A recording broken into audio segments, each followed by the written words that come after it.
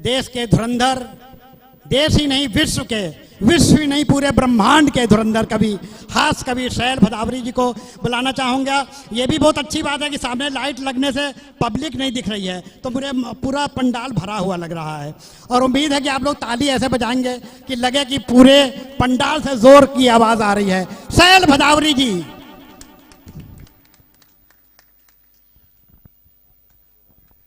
मित्रों, बहुत देर से मैं देख रहा हूँ कि लोग बाग छोटी छोटी कविता के लिए, हमारे किशोर जी कहते हैं लोग लंबी लंबी कविताएं पकड़ा जाते हैं।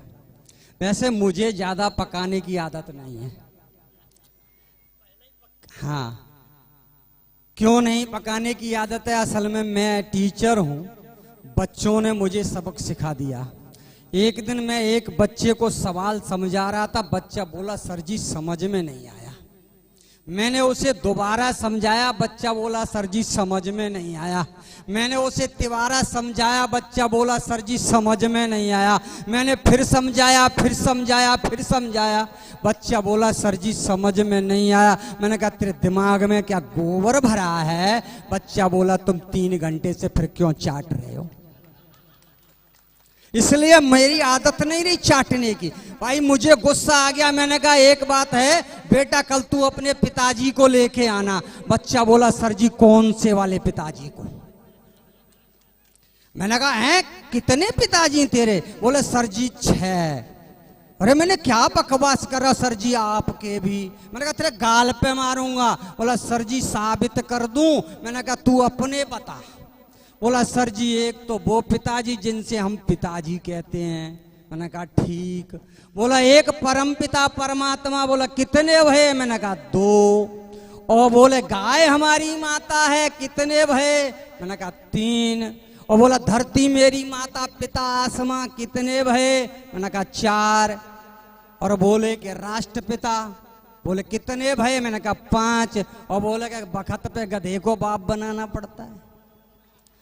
तो ऐसी स्थितियां हो जाती हैं भाई साहब। अब हम कभी सम्मेलनों में भागते रहते हैं। अभी हमारे तुरंत जी तुरंत भाग गए, बोले हमें जाना है। ऐसे ही हम भी भागते रहते। एक दिन मेरी पत्नी बोली तुम ये भागते रहते हो, किस तरह की कविता पढ़ते हो? मैंने कहा वैसे तो मैं सब तरह की पढ़ लेता हूँ, लेकिन मंचों पे हास्य व्यंग ही पढ़ता हूँ। बोला कि ओज की नहीं पढ़ते? मैंने कहा हाँ पढ़ लेता हूँ कभी कभी वीर रस की। बोला 4 लाइनें सुनाओ। मैंने कहा 4 लाइनें फिर अपनी पत्नी को सुनाई। किशोर जी, मैंने कहा हाथों में इतना दम है कि मच्छर मरोड़ दूं। भाई साहब मच्छर यहाँ बहुत ज्यादा हैं। और ये देखिए मच्छर को केवल कभी मार सकता है मेरा जैसा। तो हाथों में इतना दम है कि मच्छर मरोड़ दूं, और पैरों में इतना दम है कि पापड़ को तोड़ दूं, और जिस गली में हो कुत्ते उस गली में जाना ही छोड़ दूं। तो भाई मैं तो प्रैक्टिकल कविता पढ़ता हूं। अब क्या हुआ, एक दिन जो है मैंने, हमारी जो पत्नी है उसने मुझे बड़ा ही प्रैक्टिकल जवाब दे दिया। कैसे? कि एक रोज पत्नी बना रही थी रोटियां, तो मैंने कहा इसके विधान को बताते हैं। हमें भी थोड़ा बहुत ज्ञान है। हमारे यहाँ एक विधान हुआ करता था। बहुत बहुत धन्यवाद। हमारे यहाँ विधान होता था रोटी बनाने का, खिलाने का। तो वही मैंने प्रयास किया कि एक रोज पत्नी बना रही थी रोटियां, तो मैंने कहा इसके विधान को बताते हैं। और पहली रोटी हरदम गाय को खिलाई जाती, आखिरी की हरदम कुत्ते को खिलाते हैं। तो पत्नी जी बोली गाय अब कौन पाल पाए, कुत्ते आजकल का रोटियों को खाते हैं। कुत्ते आजकल पेडिग्री खाते। तो पत्नी जी बोली गाय अब कौन पाल पाए, कुत्ते आजकल का रोटियों को खाते हैं। सो पहली वाली रोटी में तो खुद ही गटक लेती, आखिरी की हरदम आपको। हाजिर जवाब पत्नी। अच्छा एक दिन अभी मोदी जी लेके आए हैं कि स्वरोजगार करो, तो मैं भी पढ़ाते पढ़ाते नौकरी करते करते परेशान हो गया। मैंने भी सोचा कुछ स्वरोजगार कर लें। तो मैंने सजेशन मांगा, जो सबसे बेटर सजेशन दे सकता है वो है पत्नी। तो मैंने उससे सजेशन मांगा और देखिए सजेशन कैसा मिला एक रोज पत्नी से मैंने यूं ही बोल दिया, होती नहीं नौकरी है देख मान जाइए। नौकरी करना बड़ा मुश्किल काम। एक रोज पत्नी से मैंने यूं ही बोल दिया, होती नहीं नौकरी है देख मान जाइए। और प्रॉफिट हो ठीक ठाक, पूंजी भी लगे ना ज्यादा, ऐसा कोई रोजगार सोच के बताइए। तो पत्नी जी बोली, रोजगार तेरे बस का न। पत्नी को औकात पता होती है तुम्हारी, तुम क्या कर सकते हो क्या नहीं कर सकते। तो पत्नी जी बोली, रोजगार तेरे बस का न, दाम जो लगा दिए तो वापस न पाइए। और सबसे है सस्ता काम, हाथ में कटोरा थाम, सड़क किनारे बैठ झुंझुना बजाइए। तो झुंझुना पकड़ा दिया। अब ऐसी बात नहीं, पत्नी हमारी हाजिर जवाब है, मैं भी हाजिर जवाब। कैसे? पत्नी जी ने एक दिन मुझसे अंतरराष्ट्रीय प्रश्न किया। अंतरराष्ट्रीय प्रश्न कैसा? ये प्रश्न हर जगह की पत्नियां करती हैं, चाहे हिंदुस्तान की हो, पाकिस्तान की हो, अमेरिका की हो, जर्मनी की हो, इटली की हो। प्रश्न होता है, कैसी लग रही हूं? होता है या नहीं होता? पति के पास इसका जवाब नहीं होता। होता है वो वाला, देता नहीं, जो देता है वो होता नहीं है। हाँ, अब मैंने जवाब दिया, प्रयास देखो मेरा। उन्होंने कहा कैसी लग रही हूं, तो मेरा जवाब था कि अपने में खोई खोई बिन रोए रोई रोई, ममता का उतरा स्वभाव लगती हो तुम। ममता बनर्जी के चेहरे पे कभी स्वभाव नहीं देखा होगा आप, देखा कभी? कि अपने में खोई खोई बिन रोए रोई रोई, ममता का उजड़ा स्वभाव लगती हो तुम। और बिन धारा वाला तेल रोज रोज नया खेल, केजरी का बदला हिसाब लगती हो तुम। तो कभी से तो कभी मात, कभी हाथी कभी हाथ, मोदी जी पे वोट का दबाव लगती हो तुम। कभी से तो कभी मात, कभी हाथी कभी हाथ, मोदी जी पे वोट का दबाव लगती हो तुम। और रस बीच फैना जैसी और शिव सेना जैसी, मुझको तो हड्डी में कबाब लगती। अच्छा, पत्नी बड़ी भोली है, वो कहती नहीं तुम तो बेकार की बातें करते हो, सच सच बताओ कैसी लग रही हो। अब मेरा सेकंड प्रयास, दूसरा प्रयास देखिए बताने का कि कैसी लग रही हो। कि तेरे लिए लगा हुआ रातों दिन लाइन में, नोटबंदी बीच फंसे कैस जैसी लगती। कि तेरे लिए लगा हुआ रातों दिन लाइन में, नोटबंदी बीच फंसे कैस जैसी लगती। और गाय सी समझ कर लाया था तुझे, मगर योगी के लगाए हुए सैस जैसी लगती। योगी जी ने सैस लगा दिया, गाय टैक्स। कि तुझ गाय सी समझ कर लाया था तुझे, मगर योगी के लगाए हुए सैस जैसी लगती। तो घबराया घबराया मन का है कश्मीर, वो घबराया मन का है कश्मीर, अलकायदा लश्कर जैस जैसी लगती। और चाट चाट चौपट किया है तूने सारा घर, खेत में घुसी हुई तू भैंस। भाई साहब बढ़िया है, ठोको ताली।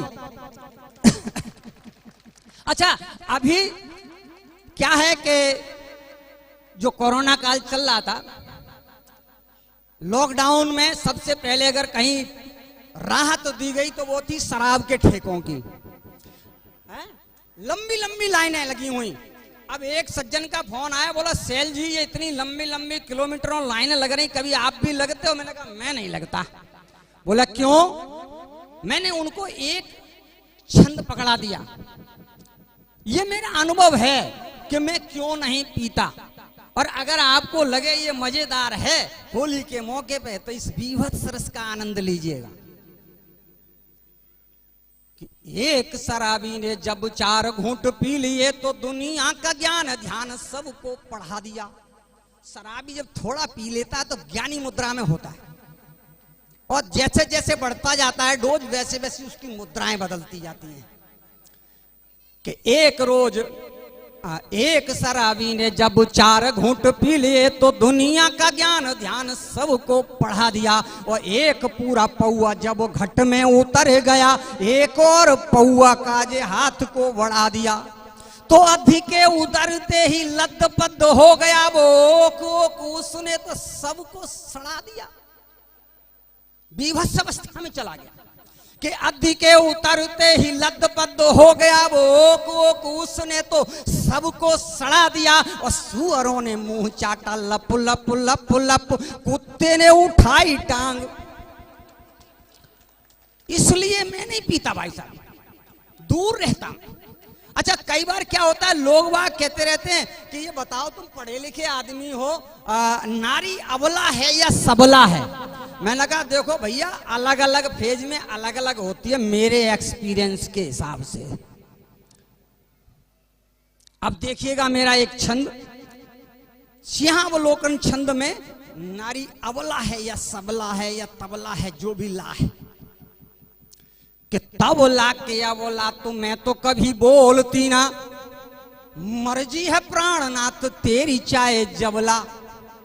ये प्रारंभिक अवस्था में इतनी विनम्र होती है, आप पति जो कहे वो ही सही, कि तब ला के या बोला तू मैं तो कभी बोलती ना, मर्जी है प्राणनाथ तेरी चाहे जबला। और जब ला के देगा खर्च रख लूंगी चुपचाप, मैं तो ठहरी सीधी साधी एक नार अबला। ओ अबला रही वो दिन 4 फिर बोल उठी, अबला रही वो दिन 4 फिर बोल उठी, जितने हो पैसे पास झटपट सबला। अबला रही वो दिन 4 फिर बोल उठी, जितने हो पैसे पास झटपट सबला। सबला हुई वो ऐसी कर देती ऐसी तैसी, मर्जी में आए तब पीट देती तबला। अच्छा, अब लोग ये कहते हैं सैल जी फिर आपकी पत्नी कैसी है, तो मैंने उनको बताया कैसी है, और मैं सोचता हूं बहुत कुछ हो गया। अंतिम छंद देता हूं कि मेरी पत्नी कैसी है, आनंद लीजिएगा। सिंहावलोकन छंद में ही देखिएगा कि पत्नी भोरारे उठ करती बवाल नित, फेंकती है लोटा थाली फोड़ती है मथनी। पत्नी भोरारे उठ करती बवाल नित, फेंकती है लोटा थाली फोड़ती है मथनी। और मथनी से मथ देती मुझको ही कभी कभी, याले सिलवटना से बट देती चटनी। और चटनी बनाती कभी पांव से कुचल कर, डील डोल भार में है सांच माच हथनी। वो चटनी बनाती कभी पांव से कुचल कर, ढील डोल भार में सांच माच हथनी। और हथनी का नाम सुन चौंकिए ना आप सब, पत्नी में हथनी है हथनी में पत्नी।